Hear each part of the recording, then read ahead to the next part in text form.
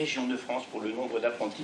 Ce n'est pas un hasard si François Bonneau avait choisi le foyer des jeunes travailleurs de Blois pour lancer sa campagne hier soir.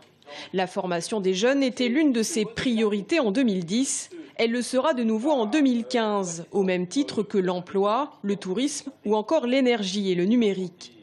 Entouré des binômes des 6 départements de la région centre, le président sortant compte s'appuyer évidemment sur son bilan jugé positif, mais mise également sur l'importance de l'interrégionalité.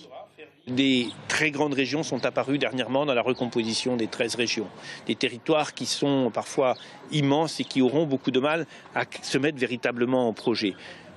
Pour notre région, qui reste dans son périmètre, qui gagne son nom, Centre-Val de Loire, pour notre région, il faut jouer à la bonne taille. Et jouer à la bonne taille, non pas pour une interrégionalité, la grande région subie, mais par l'interrégionalité choisie. Choisie ce que nous allons faire avec Poitiers, avec Limoges pour l'enseignement supérieur, ce que nous allons faire avec la région Pays de la Loire pour le tourisme, ce que nous allons faire ensemble en interrégionalité avec l'Île-de-France sur les laboratoires de recherche. Oui, l'interrégionalité choisie, c'est très certainement l'ADN de la future étape de développement de notre région. Pas de hasard non plus pour avoir choisi Blois, rare ville à avoir échappé à la vague bleue des dernières municipales. Fort de son succès en mars 2014, mais également signataire de la motion B du PS, Marc Gricourt a clairement réaffirmé son engagement à gauche en se présentant tête de liste pour les régionales dans le Loir-et-Cher avec Tania André.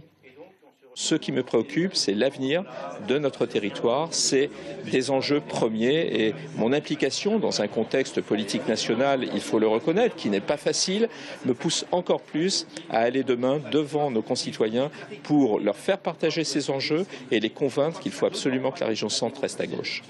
En Indre-et-Loire, c'est Jean-Patrick Gilles et Catherine Minche-Massé qui mèneront la liste PS. Le député socialiste a lui souligné l'importance d'une campagne de proximité. La région, c'est la décentralisation, donc c'est d'être au plus proche des habitants, c'est d'avoir raccourci les circuits de décision et on souhaite construire le programme, le projet régional le plus possible avec les habitants et c'est pour ça qu'il faut partir de loin, se donner, les élections c'est qu'au mois de décembre, mais je crois que cette démarche est importante. En soirée, François Bonneau et ses 6 binômes se sont réunis à l'abri des caméras pour échanger sur les axes prioritaires à donner à cette campagne et déjà mettre en place des ateliers de projet.